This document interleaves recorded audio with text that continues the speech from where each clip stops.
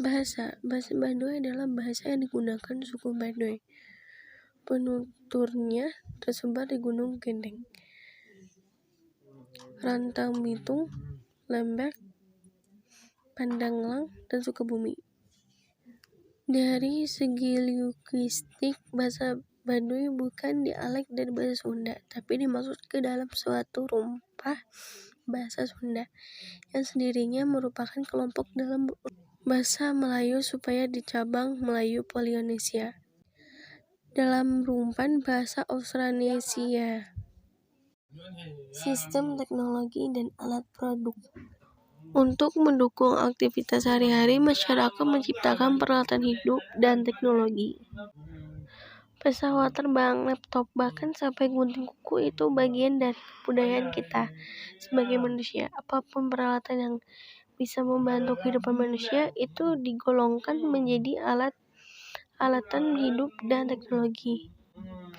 Baduy berpusat pada daur pertanian yang diolah menggunakan peralatan yang masih sangat sederhana, dan masyarakat tidak boleh menggunakan peralatan yang modern.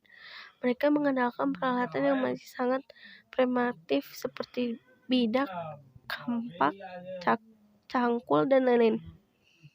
Mata pencarian suku Baduy. Mata pencarian masyarakat Baduy adalah bertani. Mereka didapatkan dari hutan.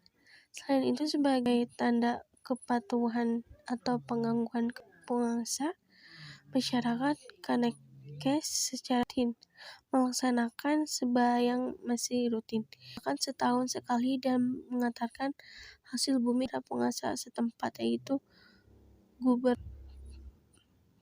Banten. Dari hal tersebut terciptanya interaksi yang erat antara masyarakat Baduy dan penduduk luar.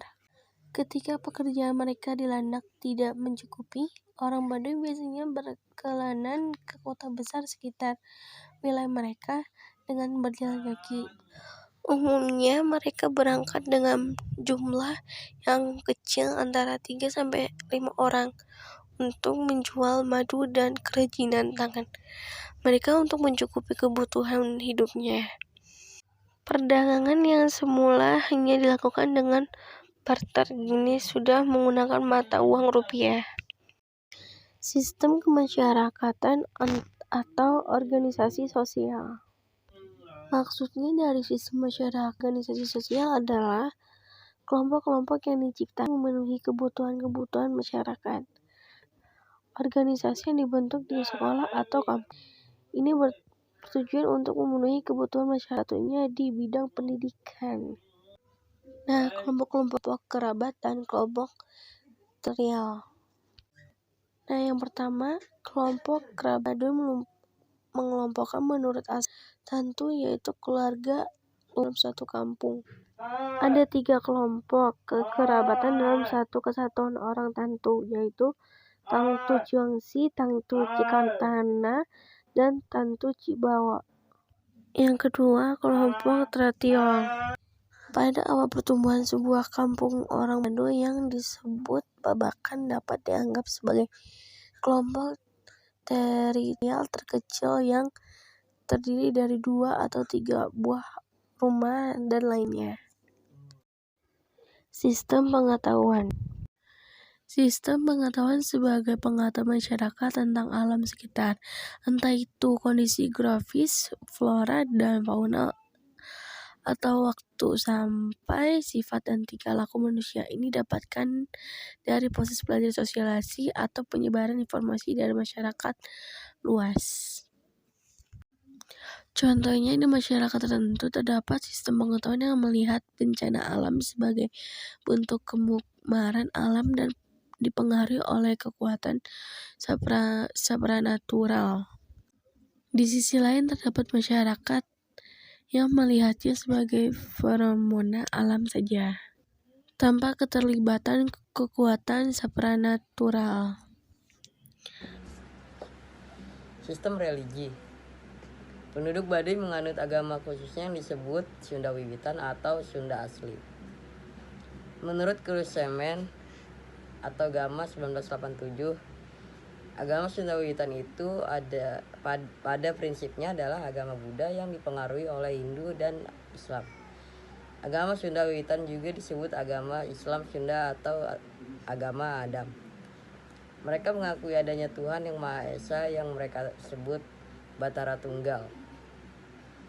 Dan mereka juga mengakui adanya Nabi Adam, Nabi Muhammad, dan syahadat seperti ajaran Islam. Tetapi mereka tidak melaksanakan ibadah. Kepercayaan mereka terhadap Islam masih dicampur dengan kepercayaan dan adat istiadat yang kuat. Dalam melaksanakan ibadahnya, orang Baduy dibuktikan dengan membuka ladang atau bercocok tanam. Bercocok tanam merupakan suatu keharusan bagi mereka dan harus dijalankan. Maka jika ada di antara mereka yang tidak melaksanakan perintah agama, disebut juga orang yang tidak beragama. Dan agama mereka juga mengajarkan bahwa manusia di dunia ini tidak boleh mencari kesenangan yang berlebih-lebihan dan harus merasa cukup dengan apa yang telah diperoleh. Kesenian. Unsur ini yang mungkin bisa dilihat di kehidupan sehari-hari sebagai karya. Kesenian ini mencakup berbagai hal yang diciptakan manusia dan nilai memiliki estetika atau keindahan, dan juga merupakan wujud ekspresi manusia yang diciptakan dalam bentuk karya seni.